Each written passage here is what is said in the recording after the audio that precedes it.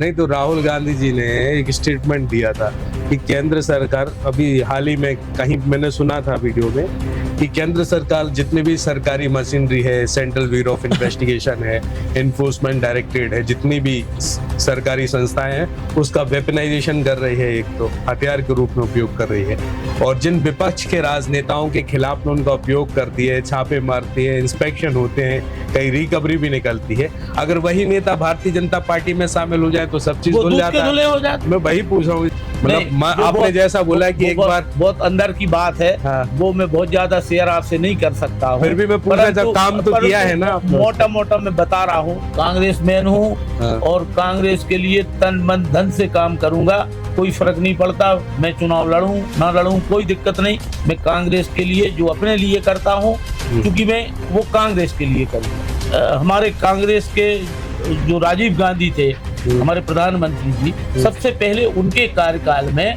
राम मंदिर जी के कपाट दरवाजे ताला खोला गया। बहुत अच्छे नेता हैं, उन्होंने छिंदवाड़ा के विकास के लिए, छिंदवाड़ा के उत्थान के लिए, हर आदमी के काम के लिए उन्होंने छिंदवाड़ा के लिए सब कुछ किया है, सब कुछ त्यागा है। भाई कोई मोदी जी या कोई भी व्यक्ति संसार का, कोई भी व्यक्ति कोई भविष्य वक्ता नहीं है कि मैं कितनी सीटें जीतूंगा, कितनी वोटों से जीतूंगा। कोई संसार में ऐसा है, कोई साधु संत है जो बता सकता है, कोई पर्सन है ऐसा जो बता पाए कि, परंतु वो कैसे बता देते हैं कर रही है। लेकिन मोदी जी ने प्लान 2024 का नहीं 2047 का बना लिया, पता है आप? बे तो 2047 का, 3047 का बना सकते हैं। भाई उनका मन है। तो अच्छा चलो, क्या दिक्कत है बैलेट पेपर से भी चुनाव कराने में? हमें ईवीएम पे आपत्ति नहीं, परंतु क्या दिक्कत है कि बैलेट पेपर से भी चुनाव ना? अब तो ये तो होते तो रहे। अब तो ये तो इलेक्शन कमीशन ऑफ इंडिया तय करेगी क्या दिक्कत है और क्या नहीं। भारतीय जनता पार्टी के सारे लोग दूध के धुले हैं। मैं दूर नहीं जाता, दूर नहीं देखा मैंने। जिले के नेता देखो भारतीय जनता पार्टी के दूध के धुले हैं। राहुल गांधी देखो आप उन पे ईडी के छापे क्यों डलो, उन पे भी तो डलवा के देखो जरा। बशीर बद्र की एक लाइन है कि अगर फुर्सत मिले तो पानी की तहरीर तो एक बार जरूर पढ़ लेना, क्योंकि हर एक दरिया हजारों वर्ष के अफसाने लिखा करते हैं। नमस्कार, मैं हूं आपके साथ में भूपेंद्र सिंह और आप रिपब्लिक सागर मीडिया के साथ में हैं। मध्य प्रदेश में 2023 में भारतीय जनता पार्टी ने प्रचंड बहुमतों से अपनी सरकार बनाई थी। ये 2024 का वर्ष है और पूरे हिंदुस्तान में लोकसभा चुनाव का आगाज हो चुका है। पूरे हिंदुस्तान में 7 चरणों में इस बार मतदान होने के लिए जा रहे हैं। अगर हम बात करें मध्य प्रदेश की, तो मध्य प्रदेश में 29 लोकसभा सीट है और 29 लोकसभा सीटों में 4 चरणों में मतदान होगा। अगर हम बात करें बुंदेलखंड की सागर लोकसभा सीट की, तो सागर लोकसभा सीट में तीसरे चरण में यानी कि 7 मई को मतदान होगा और 4 जून को लोकसभा चुनाव के परिणाम आने शुरू होंगे और 4 जून की शाम को यह तय हो जाएगा कि पूरे देश में इस बार केंद्र में कौन की सरकार बन रही है। अभी हमारे साथ में है कांग्रेस के वरिष्ठ नेता और मध्य प्रदेश शासन के पूर्व कैबिनेट मंत्री माननीय प्रभु सिंह जी। सर बहुत बहुत स्वागत है आपका हमारे इस चैनल में। नमस्कार धन्यवाद। सर सागर में लोकसभा चुनाव, मतलब पूरे देश में लोकसभा चुनाव का आगाज तो चल रहा है। लोकसभा चुनाव की तारीख को ऐलान होने से पहले ही भारतीय जनता पार्टी ने मास्टर स्ट्रोक खेला और 29 लोकसभा सीट पे अपने प्रत्याशी घोषित कर दी। भले ही पार्ट में किए, 2 बार में किए, लेकिन कांग्रेस इस बार भी पीछे छूट गई विधानसभा चुनाव के तरीके मतलब लिहाज से। ऐसा क्यों हो रहा है? अब आप खुद देखिए, जैसे कि उन्होंने पहले प्रत्याशी घोषित कर दिए। प्रत्याशी घोषित कर देना माने कोई मास्टर स्ट्रोक नहीं हुआ, है ना। मैं समझता हूँ कि उन्होंने बहुत सोच समझ के कोई बहुत अच्छे टिकट के वितरण नहीं किए हैं। जैसे सागर के ही टिकट की बात ले लो। नहीं तो भारतीय जनता पार्टी के हाईकमान तो बोला ये तो मास्टर प्लान और मास्टर स्ट्रोक है। कांग्रेस तो विधानसभा चुनाव की तहस पे फिर पीछे रह गई। ऐसी विधानसभा चुनाव में नहीं है। कांग्रेस में देश की आजादी से लगा के सैकड़ों साल का इतिहास कांग्रेस का है और इनसे कई बहुत गुनी बड़ी पार्टी है और बड़े मंथन के साथ टिकट डिस्ट्रीब्यूशन किया जा रहा है, सामाजिक समीकरण साधे जा रहे हैं और प्रत्याशियों की लोकप्रियता का ध्यान रखा जा रहा है। उस आधार पर टिकट डिस्ट्रीब्यूशन समय पे बिल्कुल निश्चित रूप से हो जाएंगे और हो रहे हैं। भारतीय जनता पार्टी नरेंद्र मोदी के चेहरे पे चुनाव लड़ रही है। इस बार फिर लोकसभा का चुनाव। एक तरफ मोदी की गारंटी की बातें हो रही हैं, दूसरी तरफ एक नारा दे रही है भारतीय जनता पार्टी की इस बार के लोकसभा चुनाव में 400 लोकसभा सीटें पार करेगी। और उसी नारे के तहत मध्य प्रदेश की तमाम 29 लोकसभा सीटों पे काबिज होना चाहती है। अगर हम खासकर सागर लोकसभा का इतिहास देखें तो काफी समय से भारतीय जनता पार्टी रिपीट होती जा रही है शासन में। भले ही कैंडिडेट बदल रहे हैं लेकिन कैंडिडेट तो भारतीय जनता पार्टी का चुना जा रहा है। इस बार ऐसी क्या खासियत है कि एक कांग्रेस कुछ ऐसा फेरबदल करे कि जनता पर विश्वास पड़े कांग्रेस के प्रति? देखिए, आप कह रहे हैं मोदी का चेहरा। हाँ। तो हमारे यहाँ मोदी का चेहरा है, उनके यहाँ मोदी का चेहरा है, हमारे यहाँ राहुल गांधी जी का चेहरा है, हमारे यहाँ सोनिया जी का चेहरा है जिनका त्याग है, हमारे यहाँ खड़गे जी जैसा चेहरा है। चेहरे की कोई कमी नहीं है। आपने गारंटी की का जिक्र किया है कि मोदी जी की गारंटी, मोदी जी की गारंटी, कौन सी गारंटी सफल हुई है? सारी गारंटी फेल होती चली जा रही है। उन्होंने कहा किसानों को हम 700 रुपए हम समर्थन मूल्य देंगे, मिल रहा है क्या? उन्होंने कहा हम गैस सिलेंडर के दाम 450 रुपए करेंगे, गारंटी पूरी हो रही है क्या? इतने वादे, जो भी वादे कर रहे हैं, कोई गारंटी उनकी पूरी हो रही दिखती है क्या? केवल मीडिया में, केवल प्रचार प्रसार में वो जरूर से आगे है, परंतु जनता के दिलो दिमाग में अब ये चीज घर कर गई है कि ये केवल बातें करते हैं, ये केवल गारंटी देते हैं, परंतु किसी प्रकार से सही जो गारंटी की बात कही है वो गारंटी फुलफिल नहीं करते। लोकसभा चुनाव से पहले ही केंद्र सरकार ने सीए लागू कर दिया, सिटीजनशिप अमेंडमेंट एक्ट, नागरिक संशोधन अधिनियम। तो क्या सोच रहे हैं? ये तो प्रधानमंत्री जी पहले ही बोल रहे थे सीए, और एक तरफ कांग्रेस के भी कई वरिष्ठ नेता इसका विरोध कर रहे हैं कि सीए नहीं आना चाहिए था, नागरिकता के लिए, अल्पसंख्यकों के लिए हानिकारक है। इस पर सिटीजन अमेंडमेंट एक्ट के लिए आप क्या कहेंगे? नहीं, देखिए, जो वो हमारे पार्टी का स्टैंड है, वो वरिष्ठ नेता जो भी स्टैंड ले रहे हैं, हमारी पार्टी जो स्टैंड ले रही है, उसी स्टैंड पे हम कायम हैं। ठीक है, ये तो राष्ट्रीय और अंतर्राष्ट्रीय स्तर का मुद्दा है, हमारे देश के उसका प्रश्न है। इसलिए जो हमारी पार्टी का मुद्दा, तो उसमें हम तो बहुत कुछ नहीं बोल सकते, परंतु जो हमारी पार्टी कह रही है, निश्चित रूप से सुन समझ के, सोच समझ के सही कह रही होगी। विरोध कर रही है तो सही तरीके से सही विरोध कर रही है। मोदी की गारंटी के नाम पर इस बार चुनाव लड़ा जा रहा है कि मोदी ही फेस सामने रहेगा, और मोदी जी ने जितनी भी गारंटी दी है वो पूरी हो रही है, ऐसा भी दावा किया जा रहा है। इस बारे में कुछ कहेंगे आप? मैं कह रहा हूँ, कौन सी गारंटी मोदी जी की पूरी हो रही है? गारंटी उन्होंने किसानों का कहा।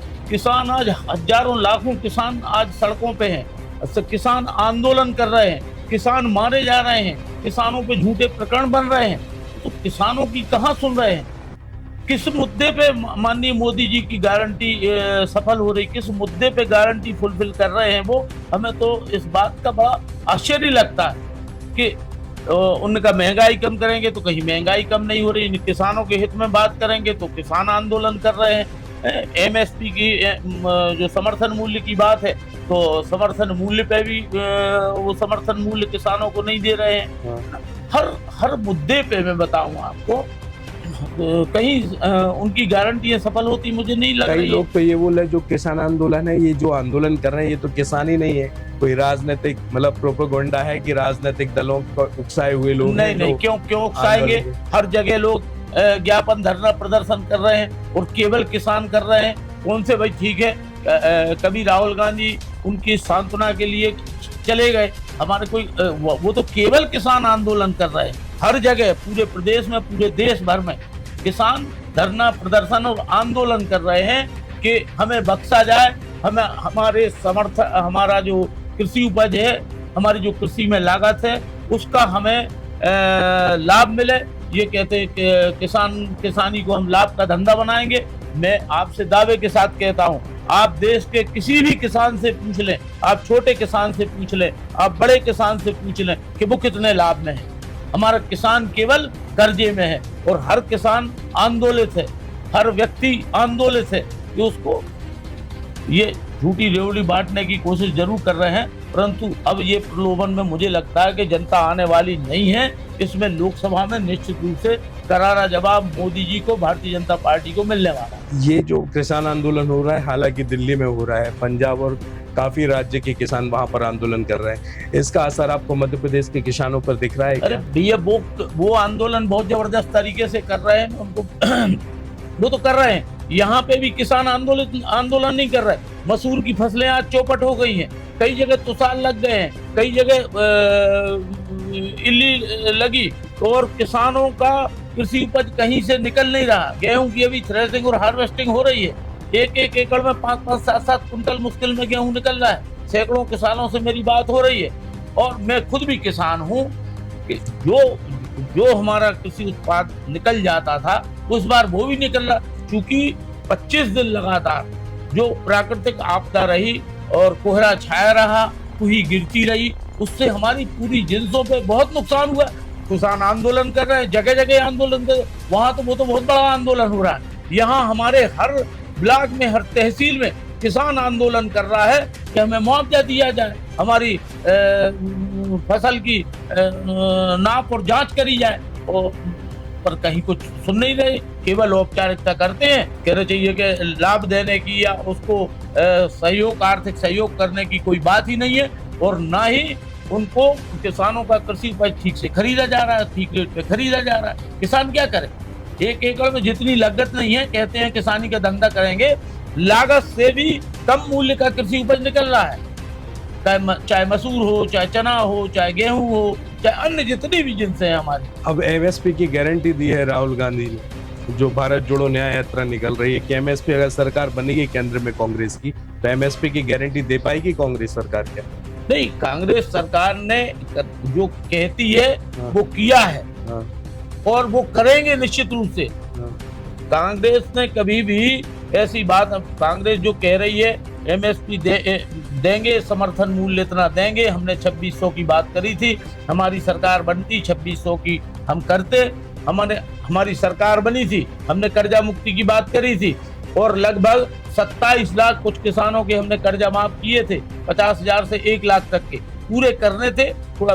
और उस बीच में लोकसभा चुनाव आ गए थे और 3-4 महीने की वो अधिसूचना लगी थी, कुल 15 महीने हमारी सरकार रह पाई। हमारी सरकार रहती, किसानों के पूरे 2 लाख तक का जो वादा था वो कर्जे माफ करते, और जो भी अगर हमारी अभी सरकार बनती तो हम 2600 रुपये हमने कहा था, हमने 2600 कहा, हमने 2700 कहा, और देने के नाम पे कुछ नहीं।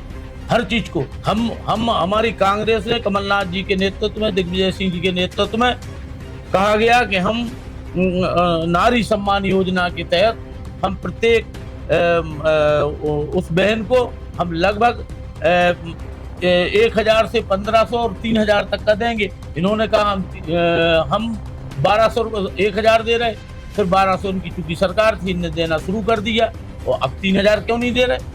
अब हम बात करें 2024 के लोकसभा चुनाव की, कांग्रेस में सागर लोकसभा के लिए कांग्रेस के पैनल में 2 ही नाम चल रहे हैं।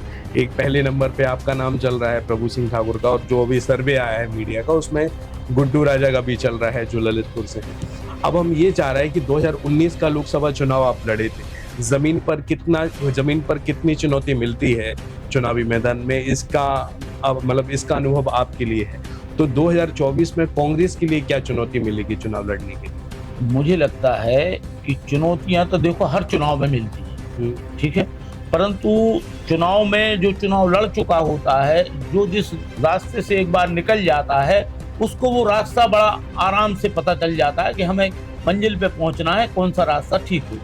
तो मेरे ख्याल से यदि पार्टी हमको टिकट देगी तो निश्चित रूप से जो चुनौतियां मेरे सामने हैं, जो पिछला हम कहीं त्रुटियां हो गई हों या कहीं हम किसी के भरोसे रह गए हों, तो उस सब को निकाल करके नए तरीके से चुनाव हम लड़ेंगे तो करेंगे, और हमारा पार्टी का जो भी प्रत्याशी लड़ेगा चुनाव, उसके लिए भी हम वही अपना जो भी हमारा अनुभव है और उसका हम उसको भी बेनिफिट दिलाने की। 2019 में जो आपने लोकसभा चुनाव लड़ा था उसके कंपैरिजन में कोई रणनीति बनाई है अपनी, आपने रोड मैप बनाया है कि अगर 2024 में अगर पार्टी आपको फिर से मौका दे दे तो किस रोड मैप पे आप चुनाव लड़ेंगे? मतलब आपने जैसा बोला कि एक बार बहुत अंदर की बात है, वो मैं बहुत ज्यादा शेयर आपसे नहीं कर सकता हूँ, फिर भी मैं पूरा काम तो किया है ना, मोटा मैं बता रहा हूँ कि मैं ये जो काम का है बंटवारा वो बहुत विकेंद्रीकृत करूँगा अपनी पार्टी के लिए। मैं स्वयं लड़ा तो कोई और लड़ा तो। मेरा अगला सवाल यही है कि अगर पार्टी अगर हो सके ऐसा अगर हो गया कि आपकी जगह किसी और को मौका दे दिया तो कितने डेडिकेटेड रहेंगे इस रोड मैप को लेकर के लिए? 1000% रहूंगा मैं पक्का। कांग्रेसमैन हूँ हाँ। और कांग्रेस के लिए तन मन धन से काम करूंगा। कोई फर्क नहीं पड़ता मैं चुनाव लड़ूं ना लड़ूं, कोई दिक्कत नहीं। मैं कांग्रेस के लिए जो अपने लिए करता हूँ, क्योंकि मैं वो कांग्रेस के लिए करूंगा। प्रत्याशी बाद में है, हमारा तो प्रत्याशी केवल हाथ का पंजा है। मैं तो उसके लिए काम करूंगा। मैं लड़ूं तो हुई हूँ, नहीं भी लड़ा तो भी कांग्रेस के लिए काम करूंगा। कांग्रेस के इतने वरिष्ठ नेता अरुणोदय चौबे जी, जो कांग्रेस पार्टी से पूर्व विधायक रह चुके हैं खुरई विधानसभा से, कुछ समय पहले उन्होंने भारतीय जनता पार्टी ज्वाइन कर ली। सोशल मीडिया पे कुछ ऐसी खबरें भी चल रही थी कि प्रभु सिंह जी भी लोकसभा चुनाव के पहले भारतीय जनता पार्टी ज्वाइन कर लेंगे। क्या ऐसा कुछ है, क्या चल रहा है? नहीं, ऐसा कोई ना तो मैंने कभी सोचा है, मेरे जहन में नहीं आया। मैं सच्ची बात बताऊं, ना मैं सोच सकता हूं। ठीक है ना, ये तो मतलब बिल्कुल टोटल में, तब कोई कुछ कह दे वो अलग बात है। अब कौन क्यों चला जाता है? चौबे जी भी आपके काफी खास रहे, उनके जाने का कारण कुछ बता सकते हैं आखिर ऐसा क्यों हुआ? वो उनकी अपनी मर्जी थी, उनका अपना है। अब मैं क्या बता सकता हूँ? मेरे बच्चे के बारे में भी क्या बता सकता हूँ है कि वो क्या करेगा? ठीक है, अब वो उसके मन की बात, उनके मन की बात है, परंतु मैं तो अपनी बता सकता हूँ। मैं दृढ़ता से सब चले जाए, मैं कांग्रेस में डटा रहूंगा। कितना सपोर्ट है आपका सागर लोकसभा क्षेत्र के कांग्रेस के कार्यकर्ताओं का? देखो, कांग्रेस का कार्यकर्ता तो कांग्रेस के लिए सपोर्ट करता है, व्यक्ति के लिए भी सपोर्ट करता है। और मुझे लगता है सभी लोग, क्योंकि मैं तो पूरे लोकसभा क्षेत्र में क्या मध्य प्रदेश के आजू बाजू के सभी जिलों में कांग्रेस के कार्यकर्ताओं से सतत संपर्क में रहता हूँ। एक कार्यक्रम कोई बता दे, हमारे जिला अध्यक्ष जी से पूछ लें, प्रदेश अध्यक्ष जी जितने रहे उनसे पूछ लें, हमारे जिले में जितने अध्यक्ष रहे उनसे पूछ लें, बगैर के जिले छतरपुर, टीकमगढ़, गुना, विदिशा के इनके जिलों में पूछ लें। मैं किसी भी कांग्रेस के किसी भी कार्यक्रम को मैंने छोड़ा नहीं है। रात दिन केवल एक ही काम करता हूँ, मेरे पास कोई काम नहीं है। मेरे पास एक काम है कि मैं संगठन के लिए काम करता हूं, कांग्रेस के लिए काम। जब मध्य प्रदेश में विधानसभा चुनाव चल रहे थे तो उस समय राहुल गांधी जी राष्ट्रीय अध्यक्ष थे उस टाइम पे, उन्होंने पूरे भारत देश में भारत जोड़ो यात्रा निकाली थी। अब जैसे जैसे लोकसभा चुनाव नजदीक आते गए तो राहुल गांधी जी ने फिर भारत जोड़ो न्याय यात्रा निकाली। हालांकि वो मध्य प्रदेश से भी निकल कर गई। मध्य प्रदेश में जब भारत जोड़ो न्याय यात्रा निकल कर गई तो क्या इम्पैक्ट पड़ा मध्य प्रदेश के लोगों पर, आप थोड़ा बता सकते हैं? देखिए, कोई राहुल गांधी जी की जो यात्राएं रही, दोनों यात्राएं, वो कोई मैं समझता हूँ राजनीतिक यात्राएं नहीं रही। ठीक है, कांग्रेस के लोगों ने समर्थन किया, अन्य भी लोगों ने, बुद्धिजीवियों ने, अन्य संगठनों में ने भी उनका स्वागत किया। वो केवल एक संदेश देना चाहते हैं, भारत जोड़ो में उनने संदेश दिया। यहाँ न्याय यात्रा, न्याय जो जिस तरीके से देश में चल रहा है उसके लिए वो न्याय यात्रा उन्होंने निकाली। और मैं समझता हूँ इससे राजनीति का बहुत ज्यादा कोई लेना देना नहीं है। ये तो केवल और केवल लोगों को, कार्यकर्ताओं को उत्साहित करने के लिए है और केवल लोगों को जागृत करने के लिए, लोगों को प्रोत्साहित करने के लिए उनकी यात्रा उन्होंने निकाली। और पूरे देश के लिए उन्होंने कोशिश करी कि हम हर अंचल में पहुंचे। देश के, और हर नेता का ख्वाब होता है कि वो हर अंचल में पहुंचे। ठीक, तो इसलिए उन्होंने न्याय यात्रा निकाली। और अब लाभ की बात है, आपने कहा इसको कांग्रेस से क्या लाभ? लाभ कहीं ना कहीं, प्रत्यक्ष परोक्ष रूप से कहीं ना कहीं तो कुछ मिलता ही है। हमारे कांग्रेस के राहुल गांधी जी नेता हैं, तो बट नेचुरल कांग्रेस को उससे लाभ तो मिलने की संभावना है ही है। पूरे बात करें लोकसभा चुनाव में, तो लोकसभा चुनाव में एक मुद्दा काफी मतलब गहरा होता जा रहा है जनता के बीच में, राम मंदिर का मुद्दा। अब राम मंदिर में जैसे ही अयोध्या में राम जी के मंदिर की प्राण प्रतिष्ठा की, उसके बाद में कांग्रेस के कई आला कमान ने वहां की प्राण प्रतिष्ठा का आमंत्रण ठुकराया। और इसी को मुद्दा बनाकर कांग्रेस के कई वरिष्ठ नेता, आप सुरेश पचौरी जी ले लो, आप है ना वो ले लो, संजय शुक्ला जी ले लो, विनोद पटेल जी ले लो, अरुणोदय चौबे जी ले लो, बड़े बड़े नेता एक ही मुद्दे को कि कांग्रेस के आला कमान ने अयोध्या की राम प्रतिष्ठा का आमंत्रण क्यों ठुकराया, एक मुद्दे को लेकर कई वरिष्ठ नेता कांग्रेस को छोड़कर भारतीय जनता पार्टी में शामिल हो गए। हालांकि उन्होंने कांग्रेस की रणनीति की कोई बुराई नहीं की, लेकिन इस मुद्दे को हर एक कार्यकर्ता ने बोला, हर एक नेता ने बोला। ऐसा क्यों हो रहा है? नहीं, ऐसा नहीं है। ना तो निमंत्रण ठुकराने की बात है। निमंत्रण ठुकराने की बात कहें तो हम सनातनी हैं और हिंदू परंपरा को मानते हैं। और हमारे हिंदू धर्म के सबसे अगर वरिष्ठ या कहने सबसे सम्मानीय अगर कोई गुरु है तो शंकराचार्य, ठीक है, जिन्होंने मंदिर के निर्माण के लिए भी संघर्ष किया और लोगों को जागरूक किया। हमारे कांग्रेस के जो राजीव गांधी थे, हमारे प्रधानमंत्री जी, सबसे पहले उनके कार्यकाल में राम मंदिर जी के कपाट दरवाजे ताला खोला गया, ठीक है ना। हम तो एक बात पूछ रहे हैं, अयोध्या के राम मंदिर का मुद्दा इस लोकसभा चुनाव में भारतीय जनता पार्टी के पक्ष में जाएगा या विपक्ष में जाएगा? नहीं, कोई पक्ष में जाने वाला नहीं है। राम मंदिर के निर्माण से किसी को राजनीतिक लाभ मुझे लगता कि नहीं होने वाला है, और जनता सब जानती है कि आपने आधे अधूरे मंदिर में जब कोई हम घर का भी निर्माण करते हैं और आप मतलब जब तक पूरा घर नहीं बन जाता है उसमें हम स्थापित नहीं होते, हम उसमें गृह प्रवेश नहीं करते। तो ये राम जी भी देख रहे हैं, राम जी तो अंतर्यामी हैं, हम सबके आराध्य हैं, उनके प्रति हम सब लोगों का समर्पण है और बड़ा भाव है। तो ऐसा कुछ नहीं है, उनको लाभ मिलने वाला है जी मुगालते में। ये मुद्दा हो गया। 2029 के लोकसभा चुनाव में भारतीय जनता पार्टी ने 28 लोकसभा सीटें जीती थी, कांग्रेस ने सिर्फ छिंदवाड़ा लोकसभा सीटें जीती थी। नकुल नाथ जी मतलब संसदीय पार्लियामेंट में आए थे। अब विवेक बंटी साहू को छिंदवाड़ा लोकसभा सीट से भारतीय जनता पार्टी ने टिकट दिया है। अब ऐसा कहा जा रहा है कि अब छिंदवाड़ा लोकसभा से विवेक बंटी साहू चुनाव नहीं लड़ रहे, अब पूरी भारतीय जनता पार्टी चुनाव लड़ रही है। कमलनाथ जी का गढ़ है और कई उनके खासम खास और पूर्व विधायक भारतीय जनता पार्टी में लगातार शामिल हो रहे हैं, आज भी कोई लोग शामिल हुए। तो आपको क्या लग रहा है कि छिंदवाड़ा का गढ़ इस बार कमलनाथ बचा सकते हैं क्या, जिस हिसाब से वर्तमान नहीं, निश्चित रूप से बचाएंगे कमलनाथ जी। कमलनाथ जी के पीछे भी पूरी कांग्रेस खड़ी है। और कमलनाथ जी अपने आप में अपने आप में एक अद्भुत नेता है, बहुत अच्छे नेता है। उन्होंने छिंदवाड़ा के विकास के लिए, छिंदवाड़ा के उत्थान के लिए, हर आदमी के काम के लिए उन्होंने छिंदवाड़ा के लिए सब कुछ किया है, सब कुछ त्यागा है। इस दूर से वहाँ की जनता उनको चुनेगी, 100% चुनेगी उनको। मैं कह रहा हूँ, रिजल्ट देख लेना आप। लोकसभा चुनाव में मध्य प्रदेश की 29 लोकसभा में कितनी सीटें आएंगी कांग्रेस के पास? अब भाई देखो, मैं तो ऐसा बहुत भविष्य वक्त फिर भी अंदाज से मतलब फिगर क्या लिख रहा है? अब जैसा कि चर्चाएं करते हैं लोग, जैसे कि बात चलती है कि अब भारतीय जनता पार्टी लड़े और संगे ईवीएम मशीनें लड़े, ये भी अच्छा, चलो सब छोड़ दो। ईवीएम मशीन के लिए आप क्या बोलना चाहते हैं? ईवीएम मशीन लड़ेगी चुनाव, नहीं जनता लड़ेगी? हो सकता है भाई, कोई मोदी जी या कोई भी व्यक्ति संसार का कोई भी व्यक्ति कोई भविष्य वक्ता नहीं है कि मैं कितनी सीटें जीतूंगा, कितनी वोटों से जीतूंगा। कोई संसार में ऐसा है, कोई साधु संत है जो बता सकता है? कोई पर्सन है ऐसा जो बता पाए कि, परंतु वो कैसे बता देते हैं, वो क्यों बता देते हैं? तो फिर भी आकलन तो हर राजनीतिक पार्टी लगाती है ना, जैसे कि आपने पहले बोला था लगभग 20 सीटें जीत तो लगभग 20 सीटें हमारी कांग्रेस की जीतेगी।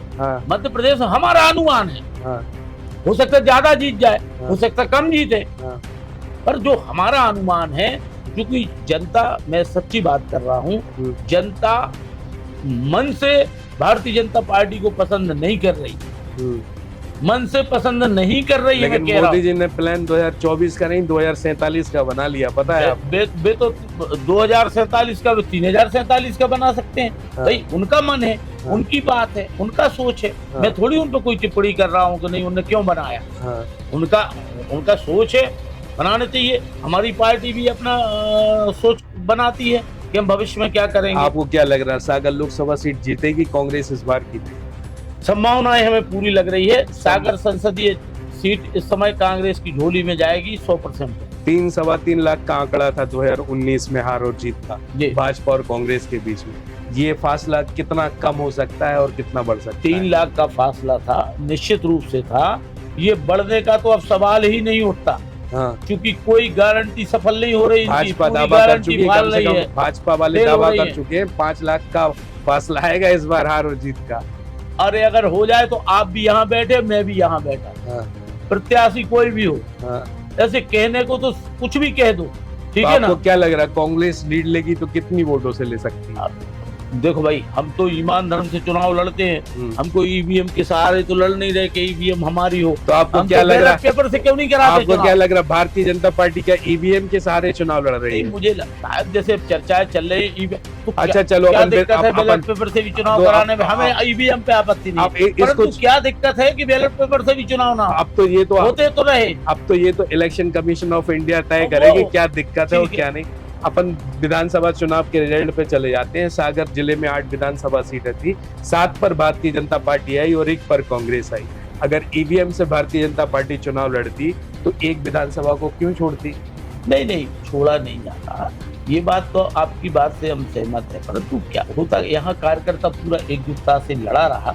कहीं हमारी कांग्रेस की कार्यकर्ताओं में कमजोरी हो जाती है या भूल बस कहने चाहिए या निग्लिजेंसी कह लो या अति उत्साह कह लो या अति विश्वास जो भी है वो कह लो, उस वजह से कहीं कहीं कमियां हो जाती हैं। परंतु जो बात टेक्निकल उसकी है, ईवीएम की है, वो कहीं ना कहीं से संदेह के घेरे में आती है। चलो अब आखिरी सवाल और पूछ लेते हैं। चुनावी बॉन्ड यानी कि इलेक्टोरल बॉन्ड का मुद्दा कितना गरमाया हुआ है आपको पता है?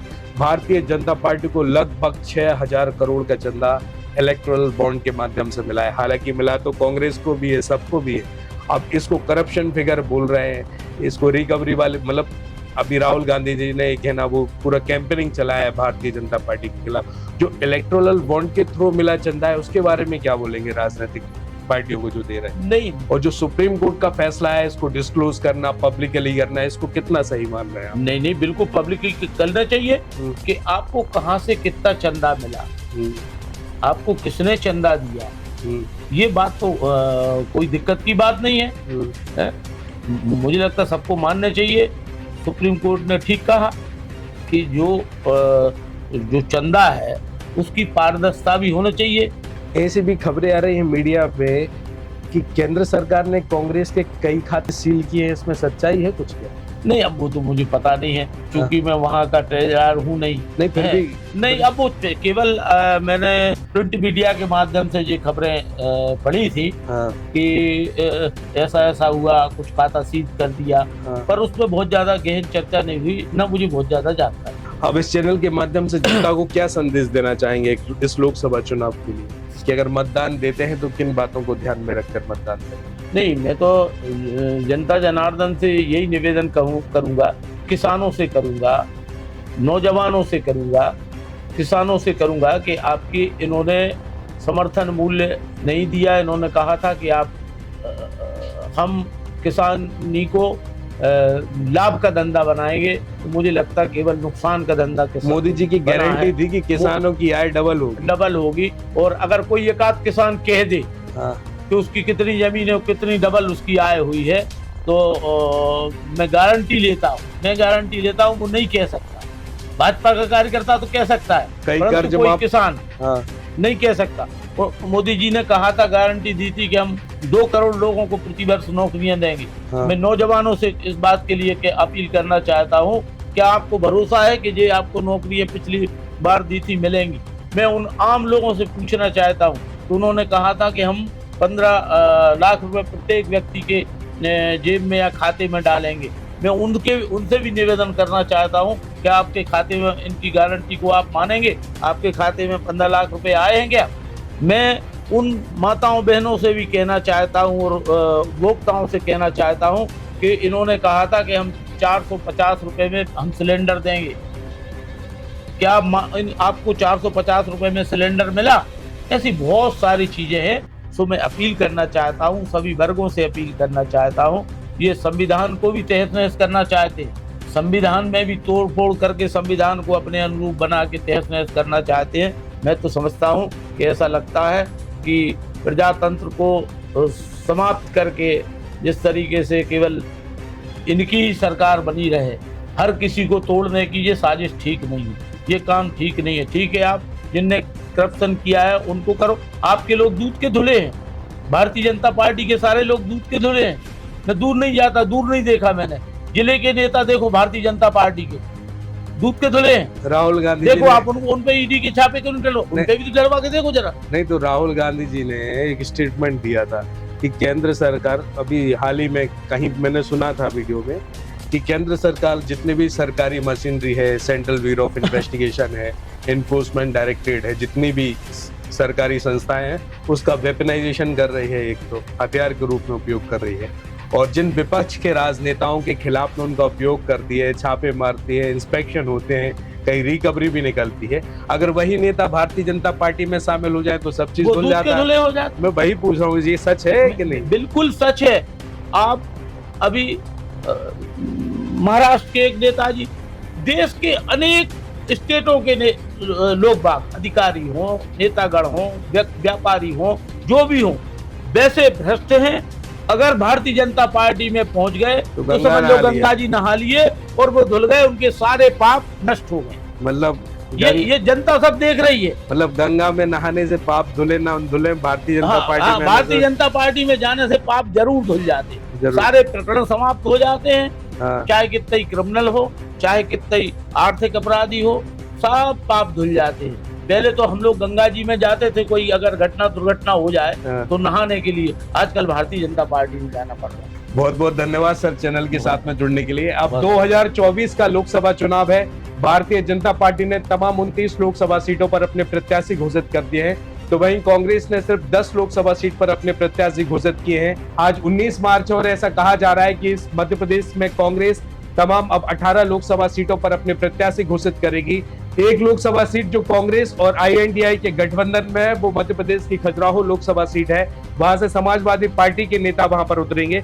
अब देखते हैं कि चुनाव में भारतीय जनता पार्टी किस प्रकार से प्रदर्शन करेगी। एक तरफ भारतीय जनता पार्टी का 400 पार लोकसभा सीट का नारा है, तो दूसरी तरफ राहुल गांधी भारत जोड़ो न्याय यात्रा से अपनी घोषणाएं बता रहे हैं और जनता के बीच में विश्वास जताने की कोशिश कर रहे हैं कि अगर 2024 में केंद्र में कांग्रेस की सरकार आएगी तो किस हिसाब से सरकार की रणनीति रहेगी और जनता में किस हिसाब, जनता के बीच में आकर वह किस हिसाब से काम करेगी। अब देखना यह होगा कि 2024 में मध्य प्रदेश की 29 लोकसभा सीट पर भारतीय जनता पार्टी कितनी सीटों पर काबिज हो पाएगी, और कांग्रेस जो 2019 की लोकसभा सीट में मात्र एक सीट पर थी, अब ये आंकड़ा बढ़ेगा 2024 के लोकसभा चुनाव में, या वो भी घटकर 0 रह जाएगा।